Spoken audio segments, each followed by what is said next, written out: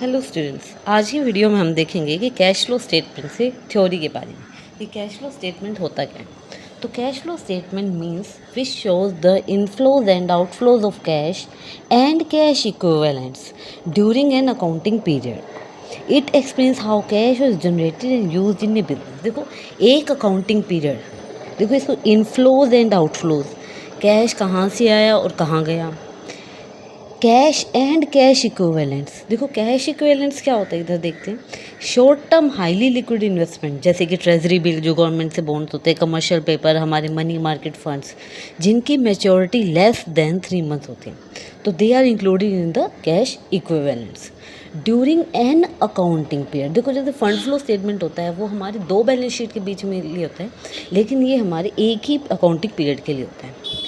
It explains how cash was generated and use in A business, कि cash कैसे तो आया और कैसे उसका यूज़ किया गया एक बिजनेस में।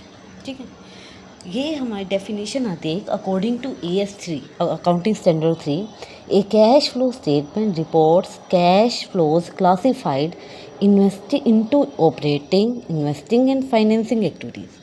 3 एक्टिविटीज़ होती है। एक तो हमारी ऑपरेटिंग, जिसमें हमारे डे टू डे जो हमारा खर्चा होता है वो या पैसे आते हो, और इन्वेस्टिंग, हमारा पैसा कहाँ लगा है, मतलब हमने कहाँ उसे इन्वेस्ट किया है, और फाइनेंसिंग मतलब पैसा जो फाइनेंस में लगाओ, फाइनेंसिंग डिसीजंस में लगाओ वो।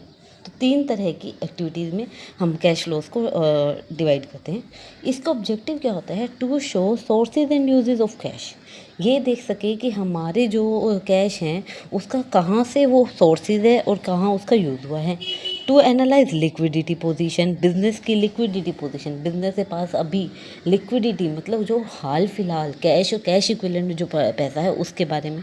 To know cash generated from operation, operations मतलब जो हमारे डे टू डे एक्टिविटीज़ हुई उससे हमारा कितना कैश जनरेट हुआ है। To help in financial planning, जो फाइनेंशियल की हम आगे क्या प्लानिंग कर सकते हैं, हमारी कौन सी एक्टिविटीज़ में कम खर्चा हो रहा है, किसी में ज़्यादा हो रहा है, तो वो सब फाइनेंशियल प्लानिंग कर सकते हैं। टू इवेलुएट एबिलिटी टू पे डेट्स एंड डिविडेंड्स, क्योंकि फाइनेंसिंग एक्टिविटीज़ हमसे देख सकते हैं कि हमारी बिजनेस की क्या एक्टिविटीज़ है, कितना पैसा एबिलिटी है कि हम डेट पैसा जो हमने उधार लिया है, डिविडेंड देना है जो हमें इक्विटी शेयर होल्डर और प्रेफरेंस शेयर होल्डर को दे सकते हैं या नहीं। अब जैसे बताया मैंने, कैश में क्या होता है, cash in hand at bank, ये तो कैश हो गया। और कैश इक्विवेलेंट जिनकी वो सभी इन्वेस्टमेंट जैसे कि ट्रेजरी बिल, कमर्शियल पेपर और मनी मार्केट जिनकी मैच्योरिटी लेस देन 3 मंथ्स होती है। ठीक है, next is classification of cash flows. अब कैश फ्लोज के 3 तरह के होते हैं, एक तो operating activities, second is investing activities and third one is financing activities. ठीक है, तो कैश फ्लो 3 हिस्सों में डिवाइड होता है कैश फ्लो स्टेटमेंट। तो फर्स्ट उसमें हम पहले बनाते हैं ऑपरेटिंग, फिर बनाते हैं इन्वेस्टिंग और थर्ड हम बनाते हैं फाइनेंसिंग एक्टिविटी। अब देखो, कैश फ्लो स्टेटमेंट बनाने के 2 तरीके होते हैं। एक तो होता है डायरेक्ट मेथड और एक होता है इनडायरेक्ट। जो चाहे हमारा डायरेक्ट मेथड हो चाहे इनडायरेक्ट मेथड हो, उसमें हमारी जो इन्वेस्टिंग और फाइनेंसिंग होती है वो दोनों हमारा फॉर्मेट सेम होता है, बस चेंज होता है तो हमारे ऑपरेटिंग एक्टिविटीज़ में। ठीक है, तो ऑपरेटिंग एक्टिविटीज़ में हमारे थोड़ा इनडायरेक्ट में थोड़ा लंबा मेथड जाता है और डायरेक्ट में थोड़ा छोटा मेथड जाता है, और लेकिन हाँ मोर प्रिविलेंट हमारा इनडायरेक्ट मेथड है। ठीक है, तो कैश फ्लो स्टेटमेंट हमारा क्या होता था, inflow and outflow of cash and cash equivalent during an accounting period. ये 3 हिस्सों में होता है cash flow statement, operating, account, investing and financing. Cash और कैश इक्विवेलेंट हमें पता चल गया। कैश का मतलब कैश इन हैंड और जो बैंक में हमारा पैसा रखा वो, और कैश इक्विवेलेंट क्या होता है, जिनकी वो इन्वेस्टमेंट जिनकी मैच्योरिटी लेस देन 3 मंथ होती है।